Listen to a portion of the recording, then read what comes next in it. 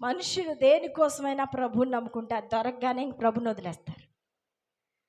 దేనికోసమైనా ఒక ఇల్లు కావాలని ప్రభుని నమ్ముకుంటే ఇల్లు దొరికాక ప్రభు వద్దులే అనిపిస్తుంది. ఒక పిల్లలు కావాలని ప్రభుని నమ్ముకుంటే పిల్లలు పుట్టాక ఇంక ప్రభు వద్దులే అయిపోయింది కదా అని. కానీ జాగ్రత్త, దేవుడు వెక్కిరింపబడాడు. మోసపోకుడి, దేవుడు వెక్కిరింపబడు. ఆయన నువ్వు మొక్కుకుని విడిచిపెట్టే దేవుడు కాదు. నేను ఊపిరిన్నంత వరకు నేను వెన్నంటి నేను చేయి పట్టుకొని ఉండే దేవుడు. అవమ్మ అందాక ఆగు ప్రభు, నాకు చిన్న పర్సనల్ పని ఉంది.